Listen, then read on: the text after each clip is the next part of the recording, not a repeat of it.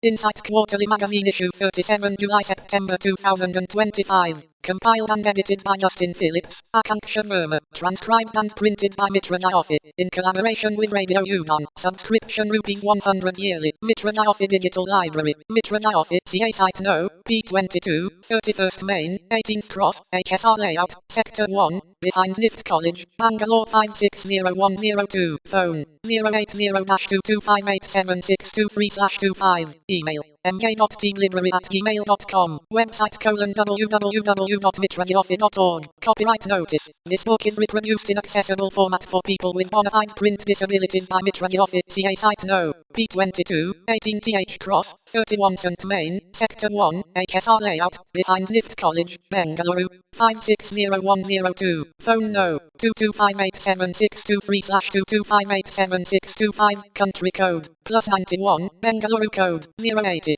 Email, mj.teamlibrary@gmail.com. Website, www.mitrajyothi.org. This book is created for distribution for the print disabled only and in accordance with the Marrakesh Treaty ratified by India on July 24, 2014 and Section 52(1) ZB of the Copyright Act, 1957. This accessible format production of the original publication is permitted to be used only by persons with print disabilities. Any further reproduction, distribution to any person without a print disability or any commercial use of this book is strictly prohibited and will be subject to legal action. Content 1. Editorial 2. Out and About 3. Indian Knowledge System 4. ISKCON Trip 5.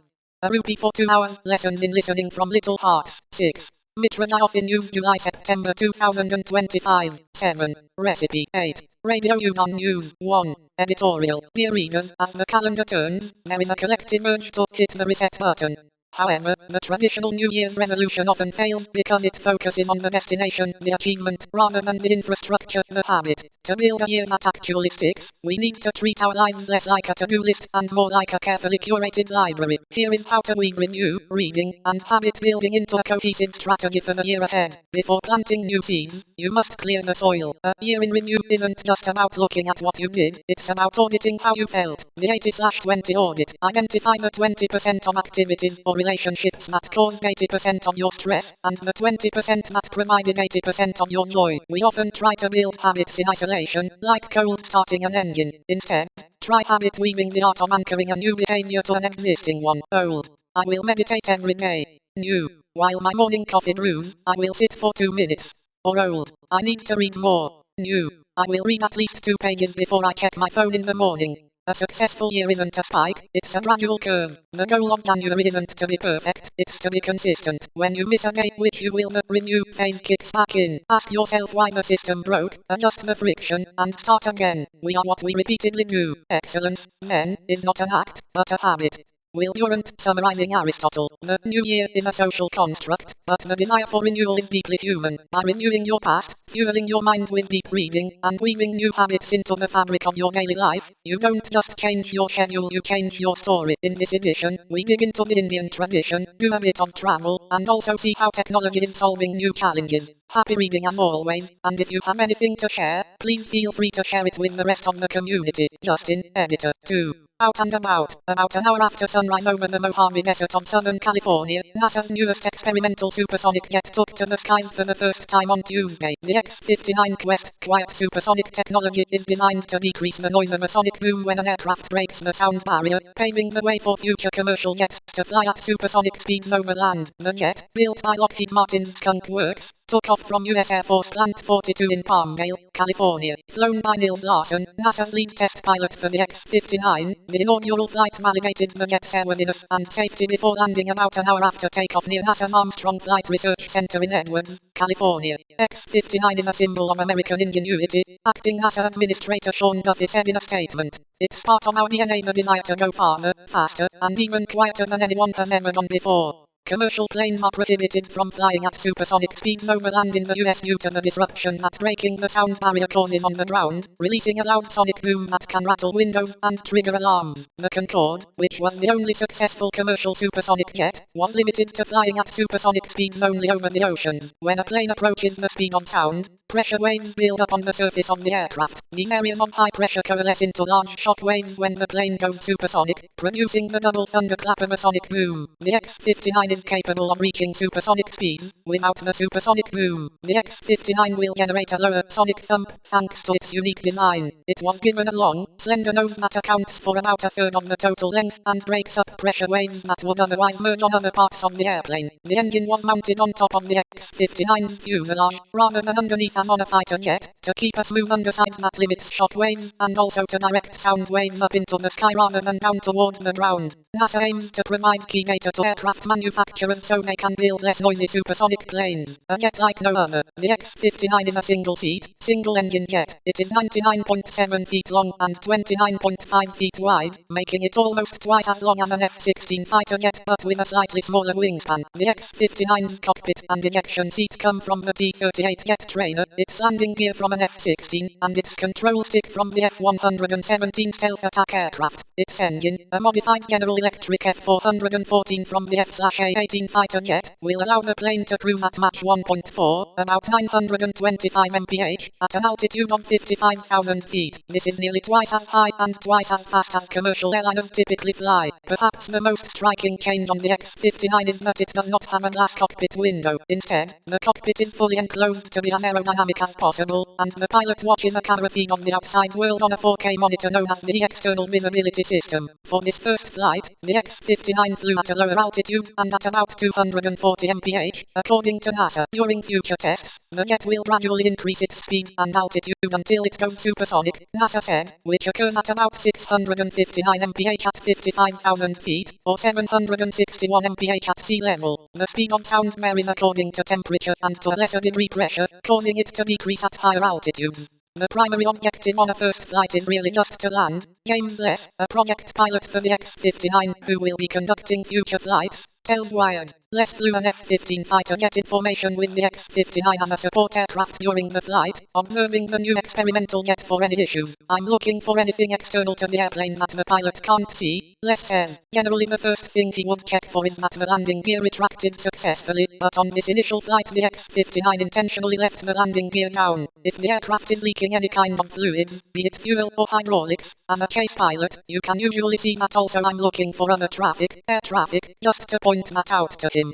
Following the X-59's successful touchdown at Armstrong, NASA and Lockheed Martin engineers will review the flight data to prepare for the jet's future, faster flights. The design of the X-59 includes a nose that makes up most of the length of the craft, designed to help reduce noise. The future of supersonic flight. The External Visibility System is just one of the modern technologies needed to build a low-boom airplane like the X-59. Decades of computational fluid dynamics research and wind tunnel testing were also required to arrive at the final design. If the program is a success, it could pave the way for new commercial supersonic aircraft that would cut travel times in half, something that companies such as Boom Supersonic are trying to achieve. The jet has joined the ranks of innovative NASA explains, dating back almost 80 years to the Bell X-1 that Chuck Yeager piloted on the first faster-than-sound flight in 1947. Camouflage breakthrough. Researchers have devised a method to produce unprecedented quantities of xanthomat in the pigment that allows octopuses to camouflage and gives monarch butterflies their vibrant wings. Xanthomatin's color-changing power could have broad applications, from defense technology to sunscreen. Scientists have historically struggled to extract sufficient amounts of xanthomatin from animals or produce enough of the pigment in a lab to harness its properties. But a study published yesterday details how researchers succeeded in producing up to 1,000 times more xanthomatin than previous methods. They genetically engineered a microbe to generate one molecule of xanthomatin for every molecule of formic acid, a compound essential for the bacteria's growth and survival. As the microbe multiplied and required more formic acid, it simultaneously generated more of the pigment. See an overview of genetic engineering here. The study's authors say the technique can be applied to produce other biochemicals, potentially offering a clean, efficient alternative to fossil fuel-based manufacturing. Scientists use fungus to create a clever new mosquito trap. Scientists claim to have genetically modified Metarhizium fungus to emit longifolium, a sweet-smelling compound that mosquitoes find irresistible. In lab tests, the fungus killed 90-100% of mosquitoes by luring them in and infecting them with deadly spores. If true, it offers a potential solution for communicating unit in battling mosquito-borne diseases like malaria and dengue, with the added advantage that mosquitoes are unlikely to develop resistance. Scientists claim to have developed a protein-based gel that can repair damaged tooth enamel. Unlike traditional fluoride treatments, the bio-inspired material mimics the natural proteins responsible for enamel formation, creating a scaffold that captures minerals from saliva to build new enamel. The breakthrough could potentially reshape the $151 dental industry while saving millions from the dreaded drill. Dutch startup Aquawomb has built an incubator that it claims works sort of like an artificial womb for babies born too early to survive. It features a tank of synthetic amniotic fluid at body temperature and a silicone outer layer that provides resistance to kicks, helping muscle development. If the technology makes it past clinical trials, it could significantly reduce one of the leading causes of infant mortality in the US. Japan unveils human washing machine. Now you can get washed like laundry. A hotel in Osaka bought the first human washing machine. A next generation human washing machine that captured attention at the World Expo in Osaka has now hit the market in Japan. Developed by Japanese tech company Science, the capsule-style device lets users lie inside, close the lid, and enjoy a full body cleanse minus the spinning, accompanied by soothing music. Nicknamed the human washer of the future,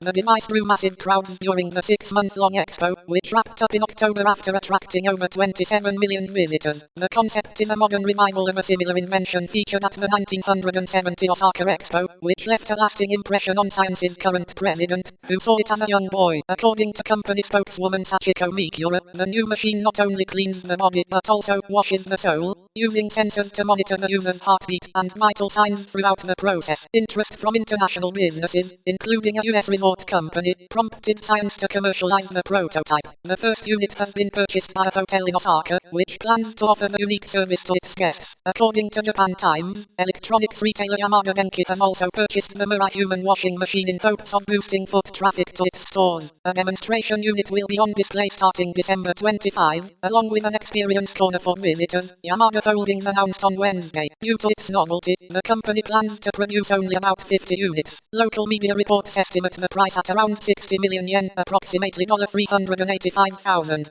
We want people who could not visit the expo to experience this technology, Science Chairman Yasuaki Aoyama said at a news conference Wednesday. How the human washing machine works. 1. Enter the capsule. The user lies down inside a 2.3 meter long enclosed pod designed for a full body wash. 2. Automatic wash begins. The machine uses micro bubbles and a fine mist shower to gently clean the entire body. 3. Health monitoring. Built-in sensors track the user's vital signs during the wash to ensure safety. 4. Relaxation experience. While the wash is in progress, calming visuals and soothing music are played inside the capsule. 5. Drying process. After washing, the machine dries the user automatically, completing the entire experience in around 15 minutes. 6. Exit refreshed. The user steps out fully clean, relaxed, and monitored. No towels or manual effort needed. 3. Indian Knowledge System. I was honored to be invited as a panelist at New Horizon College's 5th Annual National Conference on the Indian Knowledge System, IKS. The conference explored IKS from its historical roots to its modern applications, fostering dialogue on its integration into disciplines like management, commerce, and technology. During my session, I delved into the richness of IKS, sharing a Bihari folk tale, one that I also narrated in my first TEDx talk. In a village, a boy saw a wasteland, a stretch of barren earth that had long been abandoned. Where others saw emptiness, he saw potential. He got to work. Days turned into weeks. Sweat mixed with soil. Effort transformed neglect into life. And what was once an overlooked patch of land blossomed into a lush, vibrant garden. One day, the village priest walked by, startled by the sight. He called out to the boy, "Did you create this beautiful garden?" "Yes," the boy replied. The priest frowned slightly and said, "But it wasn't just you, it was God and you who made this happen." The boy, unfazed, looked up and said with a smile, "Of course, sir, I am grateful to God, but you should have seen this place when he was working on it alone." This is the essence of effort, of creation, of transformation. We are given tools, circumstances, and opportunities, but none of it matters if we don't act. The wasteland didn't change because the boy wished for it. It changed because he put his hands in the dirt, because he took the first step, because he showed up day after day. The Indian knowledge system is brimming with such stories, each offering wisdom that transcends generations. The lesson here, it's not what you have, but what you do with it that truly matters. If you do your best, God will do the rest. But if you don't, God will take a rest. I also explored the 3 pillars of IKS, which continue to shape India's intellectual contributions. Jnana knowledge, Vijnana application of knowledge, language, Darshan realizations, insights, and philosophy. From ancient innovations to everyday practices, India's influence spans across disciplines. Consider these intriguing examples. Snakes and ladders, originally called mokshapat. It was more than just a game, it was a lesson in morality. The ladders represented virtue, while the snakes signified evil. In its original form, the goal was not just to win, but to reach Vaikuntha, heaven. Shampoo, the word comes from Sanskrit champi, meaning to massage.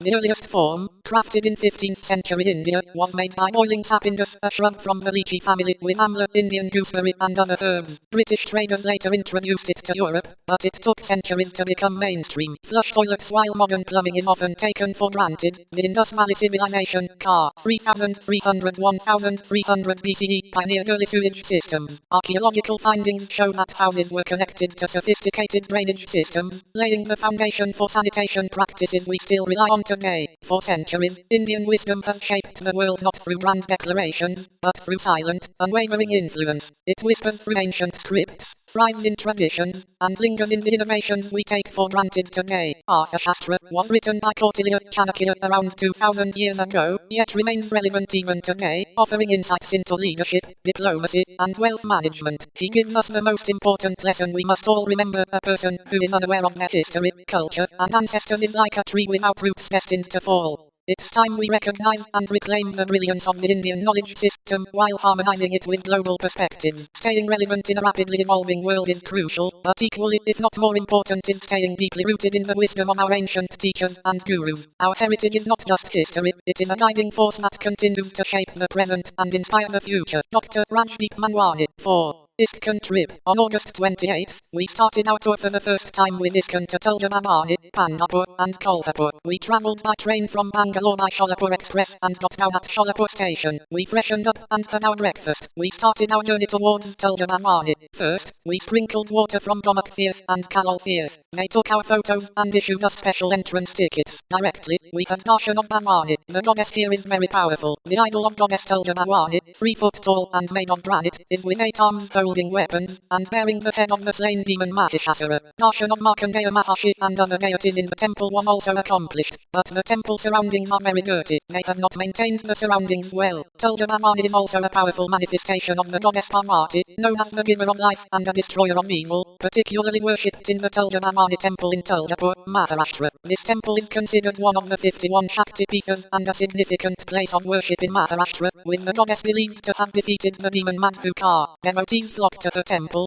especially during festivals like Navratri, to seek her blessings, protection, and creative energy. The main entrance of the temple bears the name of Saga Nimbalkar. As one enters the Saga Nimbalkar entrance, Markandeya Rishi is on the right. After descending the stairs from the Saga Nimbalkar entrance, one sees the main Tulja temple. After alighting from the stairs, there are Gomuch Tirth on the right side and Kalak, also known as Kalol Tirth, on the left side. Before entering the Sanctum Sanctorum of the goddess, devotees take a dip here in these tirths, shallow tanks of holy water. Adimaya Mahadvi is located on the right side of the main entrance and to the north of the main Tuljabhavani temple. The puja prayer is performed here first, before the puja of Tuljabhavani. The priests of this temple belong to the Maha community. The other 2 entrances are named after the parents of C.H. Chhatrapati Shivaji, the founder of the Maratha Empire, his father Shahaji and his mother Jijabai. There are 2 libraries named Sri Santhiyayeshwar Dharmic Library and Sri Tukaram Dharmic Library respectively. C.H. Chhatrapati Maharaja Shivaji was reputed to frequently visit this temple to seek blessings. Temple of Goddess Matangi, a tantric manifestation of the goddess Saraswati, is another distinct shrine within the Tuljabhavani temple complex. The priests of this temple belong to the Maha community. Goddess Annapurna is also present in the main complex. Since there is also a temple of Yamaidevi within the Tuljapur temple complex itself, devotees are able to have the darshan, sacred viewing, of both divine sisters in one place, which is considered a religious convenience. Another temple of Yamaidevi is in Ond in Satara district 215 km west of Tuljapur. Since the Ond Yamaidevi temple is considered the original seat, Mulpith, of the Yamaidevi, many devotees after visiting the Tuljabhavani temple at Tuljapur, continue the tradition of visiting Yamaidevi at Ond, or one of the 12 prominent sub-shrines of the goddess Yamai located at Madi, Solapur district, 35 km northeast of Tuljapur. After darshan, we had our lunch and travelled towards Pandharpur. I can say that this was a long-held desire waiting to be fulfilled. In 2015, I visited Pandharpur. However, due to heavy crowd, we could not enter into the temple. The sighted companions could a darshan from outside at least. Only at this temple can we touch God's feet. I had prayed and prayed but could not go to touch Krishna's feet. I was very much upset. Now I got this opportunity finally. After reaching the hotel and quickly dropping our luggage, we got freshened up. Prabhuji, the main organizer of the tour, explained Panduranga's story. While entering the temple, I got goosebumps. I was very happy. ISKCON people had arranged for us Tulasi Puja tickets. We did puja with Tulasi by chanting Vishnu Sahasranamam. After we went for darshan directly, my joy knew no bounds. I was finally going to touch Krishna's feet. Thinking of that, I got emotional. Every step going to darshan, I could not feel my body senses.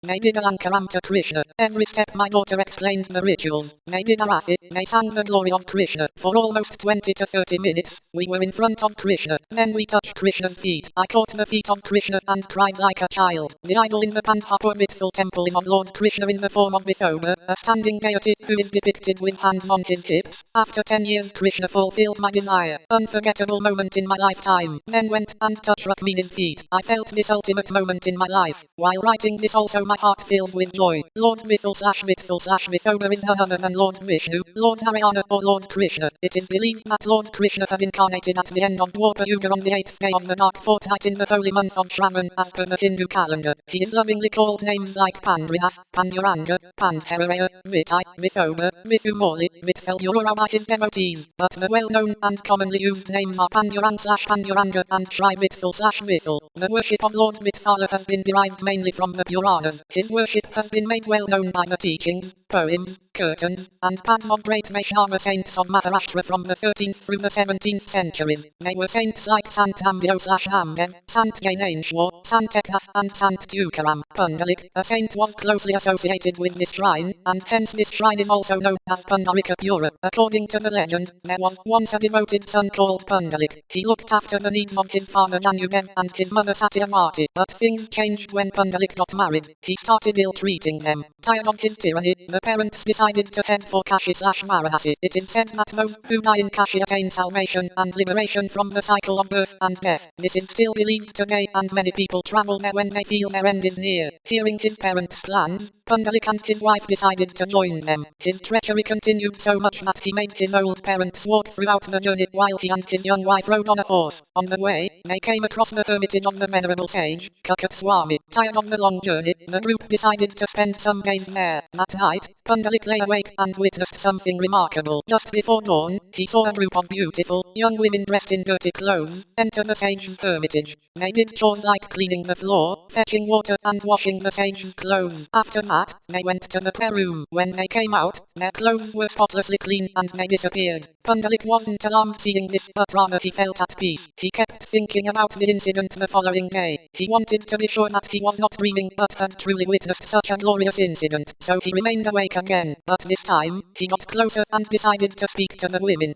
Who are you all? We are Ganga, Yamuna and all the holy rivers of India. People take a dip and bathe in us to wipe away their sins. The impurity of their mind, body and souls make us dirty. That's why you see our clothes in such filthy condition. Pundalik was amazed with their answer. But you are the biggest sinner of all because of the way you treat your parents. This was a rude awakening for Pundalik. He realized his mistake and changed his ways. He served his parents well and looked after all their needs and comforts. It is said that devotion in any form reaches God. Seeing Pundalik's sincere devotion towards his parents, Lord Vishnu was extremely pleased. He left his abode Vaikuntha to bless Pundalik. Lord Vishnu reached Pundalik's house and knocked on his door, but he was serving food to his parents. Pundalik saw the Lord at his door, but his devotion to his parents was so intense that he wanted to finish his duties first and then attend to his guest. It didn't matter to him whether the guest was a mere mortal or God. Pundalik gave the Lord a brick to stand on and asked him to wait until his duty was completed. The ever-loving Lord was so pleased with his devotee that he waited for him. When Pundalik came out, he asked God's forgiveness for neglecting him. But the Lord instead asked him to request a boon and it would be fulfilled. What more could a devotee ask when his Lord was standing right in front of him? Pundalik asked that he should remain on earth and bless all his devotees. His wish was granted and the Lord remained behind and is known as Vithoba or the Lord who stands on a brick. This form The Lord is Swayambhu, which means that his idol has not been carved or etched, but it came into existence on its own. He is accompanied by his consort Rakhumai or Rukmini. After darshan, we embarked on a pradikshina of the temple, had dinner and rest for the day. Next day morning, visited Chandrabhaga river. Due to rains, people were not allowed into the river. They took permission and let us wash our feet and sprinkle water. The Bhima river flows through the pilgrimage town of Pandharpur, where it is known as the Chandrabhaga river due to its crescent moon-like shape. This sacred river is a major tributary of the Krishna river and holds deep spiritual significance for devotees who visit Pandharpur to bathe in its waters and participate in religious festivals. On the banks of this river, many temples are to be found. The most important is the Narada Muni temple. This is the only temple dedicated to Narada Maharshi. Other temples could not be visited due to heavy water flow. Just we did pranam to only Gopuram. Prabhuji told many stories about Maitala, Radha and about Chandrabhaga's importance, and we travelled to Kolhapur. First, we had darshan of ISKCON Krishna and Radha, had Maharashtra breakfast, then went for darshan of Mahalakshmi. The history of Kolhapur's Mahalakshmi temple dates back to the 7th century, with its current structure built by the Chalukya kings and considered an important Shakti Pitha. The temple is dedicated to goddess Mahalakshmi, also known as Ambabai, and is a significant pilgrimage site for devotees seeking wealth, prosperity, and divine grace. According to lore, the city of Kolhapur was named after the demon Kolhasura, whom the goddess defeated. In the Shakti Pitha tradition, it is believed that goddess Sati's eyes fell in Kolhapur, Maharashtra, where the Mahalakshmi temple is now located. The deity is worshipped as Mahalakshmi or Ambabai at this sacred site, which is considered one of the Mahashakti Pithas. The idol of Kolhapur Mahalakshmi is a 3-foot-tall statue carved from black stone, depicting the goddess with 4 hands, holding a fruit, mace, shield, and cup, and wearing a crown with a 5-headed snake design. It is a significant and ancient idol within the Sri Mahalakshmi Ambabai temple, facing west so that the setting sun's rays illuminates it through a window. The goddess defeated the demon and it was his dying wish that the place be named after him, hence the name Kolhapur. Another clue that this Mahalakshmi temple probably has a Shaivite/Shakti connection comes from the fact that there is a secret Shiva shrine in the dome of the temple. Even here we had direct darshan, did a little bit of shopping and did pradakshina. Kolhapur is famous for slippers. In this trip we could see Ganesh idols everywhere as Ganesh Chaturthi is famous in Maharashtra. Everywhere we could see Ganesh idols because it was Ganesh Navaratri time. As we boarded the train back to Bangalore, the image of Lord Vithala standing on his brick remained etched in my mind. This journey was more than just a visit to historical sites, it was the fulfillment of a decade-long prayer and a testament to the power of patience. Touching the feet of the Lord in Pandharpur healed a void I had carried since 2015, proving that divine timing is always perfect. I returned home not just with souvenirs and photographs, but with a heart overflowing with peace and a soul rejuvenated by the grace of the goddesses and the Lord. Hemaseti. 5. A rupee for 2 hours, lessons in listening from Little Hearts. I'm feeling jealous, he admitted softly. What a clear and honest heart, I thought. For a child to express his emotions so openly, how rare and beautiful. Had it been an adult, those same feelings might have been buried, twisted by ego or insecurity, and later manifested in unhealthy ways. Rohan, a 7-year-old son of a colleague, spent the day at our office since it was Diwali break and his nanny was busy with his baby sibling. Another colleague's child, 5-year-old Rashid, joined him that Saturday, eager for company. My desk, conveniently close to the canteen their designated play zone, read. The space they were politely forbidden to step out of gave me a front row seat to some truly heartwarming moments. Watching them made me reflect deeply on how emotions and freedom take shape in little hearts. I wondered how would I feel being confined for 6 to 8 hours. Sure, visiting my parents' workplace might have been exciting, but wouldn't I long to explore, to peek into desks, press mysterious buttons, and discover new worlds? And then came their brilliant idea, to make a laptop, a piece of cardboard, a few scribbles, and an ocean of imagination. Later there it was, a perfectly functional laptop. Soon, the little entrepreneurs decided to rent it out to me, their nearest customer. 1 rupee for 2 hours. They announced proudly, the best deal I've had all week. I laughed as Pooja, Rashid's mother, walked in to check on them. Not sure about the kids, but this business plan sure works for me. Beneath the giggles, though, was a gentle reminder. We parents, and adults in general, often miss the small things children try to say. They are telling us, Mom, let me out. They are saying, I don't want candies, I just want to play. We, meanwhile, respond with mouths and material treats. They want to draw rangoli, scatter colors, and feel connected. We want to keep the floor clean. And when their little voices squeak, Mom, listen, we hush them once, twice, thrice until they stop speaking altogether. Then we wonder why they've grown silent. The truth is simple. Every time a child speaks, the world pauses for a moment, if only we choose to listen. And perhaps this is also a moment for me to pause and ask myself, am I truly listening? For within every young adult lies a little child whispering between the lines, hoping to be heard. Pale Jethro, 6. Mitra Jyothi News July-September 2025. On 29th July, Mrs. Jyothi commenced spoken English classes for the 60th batch of the Mitra Jyothi Digital Literacy Program, helping students build confidence, independence, and communication skills. Through her weekly Monday sessions, she encouraged students to speak correct English without fear or hesitation. Language becomes empowering when confidence replaces fear, says Mrs. Jyothi. Mitra Jyothi sincerely thanks Mrs. Jyothi for generously dedicating her time to help our students find their voice. On 1st August 2025, a group of enthusiastic employees from Bosch visited Mitra Jyothi as part of their CSR initiative. The visit included a sensitization session, a tour of our skill development center, and active participation in volunteering activities. The team gained meaningful insights into the lives of persons with visual impairment and the programs that support their journey towards independence and confidence. Mitra Jyothi sincerely appreciates the Bosch team for their time, empathy, and commitment to making a positive impact. Between 19th and 22nd August, Mitra Jyothi hosted over 130 third-year MBBS students from the Department of Community Health, St. John's Medical College, Bengaluru, along with their professors. The students participated in an orientation and sensitization session focused on respectful and empathetic interaction with persons with disabilities, PWDS. The initiative emphasized clear communication during medical examinations to ensure patients feel informed, comfortable, and cared for, helping shape compassionate and inclusive future healthcare professionals. Building bonds, sharing knowledge. From the second week of August, Halon volunteers returned to Mitra Jyothi to conduct engaging sessions for our beneficiaries. The visit began with a guided campus tour for new volunteers, joined by Mr.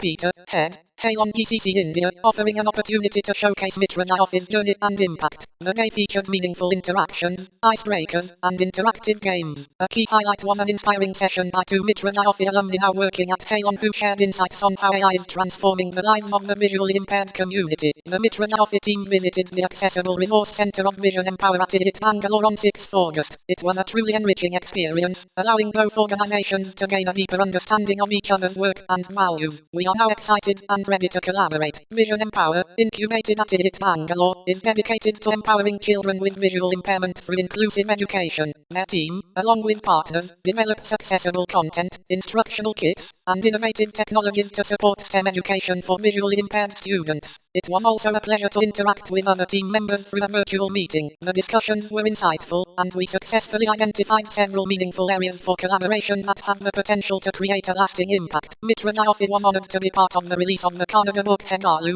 Ondu Manavia Payana, authored by Mrs. Bharathi Hegde, held on 14th September 2025 at Yuvaka Sangha. The event was graced by distinguished dignitaries, including Dr. Madhu Singhal, founder and managing trustee of Mitra Jyothi, and president of the National Federation of the Blind, India, who shared thoughtful reflections on the occasion. The program featured the book introduction, release ceremony, and inspiring addresses by eminent speakers. Mitra Jyothi is especially proud that Mrs. Sharada, a long-time volunteer, was felicitated in recognition of her dedicated service. We congratulate Mrs. Bharathi Hegde on her meaningful literary contribution and thank Benaka Book Bank for organizing this enriching celebration of literature and the human spirit. On 19th September, the Accenture team and their clients visited Mitra Jyothi as part of a CSR activity. They engaged with Mitra Jyothi students through tactile and sensory games, enjoyed fun activities, and went on a guided campus tour. The team also distributed backpacks to our students and shared a heartfelt thank you note. It was truly a meaningful day filled with learning, joy, and connection. On 26th September, doctors and nurses from Touchwood Multi-Speciality Clinic and Diagnostic Center visited Mitra Jyothi and conducted a free health checkup for all students and staff. Touchwood is committed to providing holistic and balanced medical care. The checkups included tests for bone density, uric acid, blood pressure,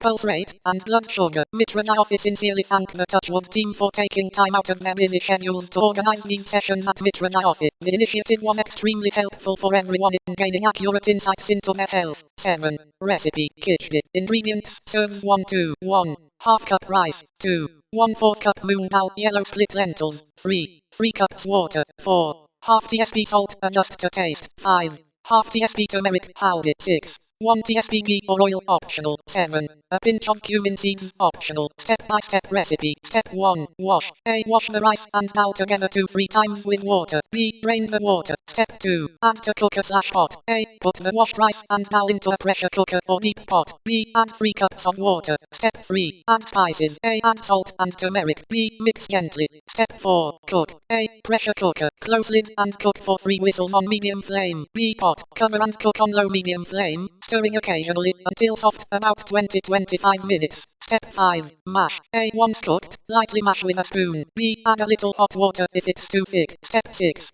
Optional tadka. A. Heat ghee/oil in a small pan. B. Add cumin seeds. Let them crackle. C. Pour this over the kitchen. Serve hot with A. Curd, yogurt. B. Pickle. C. A little ghee on top. 8. Radio Udon News. Article 1. TAN, the Accessible Nation. One app for independent shopping. TAN, the Accessible Nation is a new mobile app designed first for accessibility. It is created so that blind and low vision users can order food, groceries, clothes, electronics and many other daily need items from different online platforms using a single, accessible interface. The app is carefully built to work well with screen readers. Buttons and labels are clear and meaningful. You can increase or decrease text size, choose high contrast or dark mode, and pick a color theme that is comfortable for your eyes. Navigation is simple. Large touch targets, logical order of elements, and no hidden menus. TAN connects to popular services like government-backed initiative based stores, Amazon and other partners, so you do not need to learn many different inaccessible apps. You can compare options, see clear prices with no hidden charges, and place orders with just a few steps. TAN team is led by people with disabilities, so the app is designed from real-life experience of accessibility needs. Why should you use TAN? A. It saves time and effort by bringing many services into one accessible app. B. It reduces frustration from unlabeled buttons and confusing layouts in other apps. C. It supports independent living. You can order what you need, when you need it, without depending on someone else. How to download TAN? On Android phones, open Google Play Store and search for TAN. You would get an app by Mitra Solutions. On iPhone, open the App Store and search for the TAN app. You would get an app by Mitra Solutions. If you have any questions or facing issues in finding app, send us email at support@ifrompton.com or call us at 8,209,735,025. In coming months, TAN is also bringing functionality to book flight tickets, hotels, cabs and package delivery services. So, download and let us know your feedback. TAN, the Accessible Nation. One app you can always rely on for accessible, dignified, independent shopping. Article 2. Hamari is a social networking platform in Hindi for persons with disability. Users can access Hamari through any phone. Internet is not needed. You can share and connect on topics such as employment, skilling, and solutions to overcome disability, information about disability, opportunities and more. Parents, NGOs, companies, government organizations, DWO, MRW, VRW, DPO, and volunteers can also use the platform to network with persons with disability across India. Dial 9,266,344,222 now and join the movement that has reached lakhs of people with disability. Article 3. Sugamya Bharat app. Building a more accessible India. The Government of India has introduced an upgraded version of the Sugamya Bharat app. The initiative is led by the Department of Empowerment of Persons with Disabilities under the Ministry of Social Justice and Empowerment. The new version has been developed with support from SBI Foundation and in technical partnership with Vision Divyang Foundation, NAB Delhi, Mission Accessibility and ISTM. The purpose of the Sugamya Bharat app is to make accessibility a shared responsibility and a lived reality. Through this app, persons with disabilities, caregivers, volunteers and citizens can participate in improving accessibility across the country. Below are the key features explained clearly and in brief. One place for schemes and benefits. The app provides a single platform where users can find information about government schemes, scholarships, financial assistance, and disability-related services. This prevents the need to visit multiple websites or government offices. Employment and education opportunities. The app includes job listings, internship opportunities, and education-related information curated especially for persons with disabilities. This helps users explore higher education, upskilling and career growth. Accessibility grievance registration. One of the most important features of the new version is the ability to raise accessibility-related complaints directly through the app. There is no need to visit a court or a government office such as the Office of the Chief Commissioner for Persons with Disabilities. Users can submit a complaint, track its progress and share feedback. This feature gives persons with disabilities the power to report barriers and request improvements without physical travel manual or paperwork. Accessible and user-friendly design. The app is screen reader friendly and supports voice navigation. It is available in multiple Indian languages and works smoothly with assistive technology. It is designed so users with visual, hearing, mobility, intellectual or age-related disabilities can operate it independently. A tool for inclusivity and participation. The Sugamiya Bharat app is more than a digital service. It is a way for citizens to participate in building a barrier-free nation. Every rating, every feedback, and every grievance contributes to a more accessible India. If you are a person with a disability, a family member, a teacher, a student, or a disability rights supporter, installing and using this app can make a meaningful difference. Accessibility grows when people raise their voice and participate. The Sugamiya Bharat app makes that participation simple and possible. Article 4. Supporting mental health and disability rehabilitation in Odisha. A growing need. Mental illness is one of the significant challenges in India today, affecting roughly 1 in every 8 individuals. This growing problem is driven by factors like alcohol, drugs, stress, isolation, relationship problems, and more. Often, families unable to care for mentally ill relatives have no choice but to leave them on the streets or seek help from NGO. In Odisha, People's Forum is addressing this need. With the support of the SEP Department, Government of Odisha, and the Odisha Police, they rescue vulnerable individuals and provide them with shelter and care. Additionally, their SEP satellite centers offer early intervention and rehabilitation for children aged 0 to 14. These centers focus on children with autism, cerebral palsy, intellectual and multiple disabilities, and locomotor disabilities. They provide therapies such as physiotherapy, occupational and speech therapy, behavioral support, and special education to help improve mobility, communication, and independence. If anyone is interested in supporting their work or learning more, please visit their website www.peoplesforum.in. Article 5. Accessing the world. Inclusive travel for the visually impaired. Travel helps people learn new things, become confident, and grow as individuals. For persons with visual impairment, traveling in a safe and supportive way can also help build independence, self-belief, and leadership skills. Rising Star Kilt Chair RSKC is launching its 14th Real World Learning Initiative. This special travel program is designed for visually impaired people and for those who are traveling outside India for the first time. Since 2019, RSKC has been helping participants learn through real-life experiences, take their own decisions, and travel with confidence and dignity. This journey has been planned with great care. The cost has been reduced as much as possible without compromising on safety, comfort, or support. Every participant is treated with respect, and their needs are given full attention. Travel details. Dates: 11 to 15 February 2026, 5 days. Country: Thailand. Cost: 24,570 only. Highly reduced. Family members and friends of visually impaired participants are also welcome to join. They can travel at the same reduced cost. What the program includes: 1. Stay and meals. 2. Visa assistance and travel insurance. 3. Trained volunteers for support. 4. Guided travel and local experiences. 5. Complete assistance from start to end. This strong support system helps participants travel confidently in a safe, well-organized, and friendly environment. For registration and information, phone number 8527044355, 8527011066.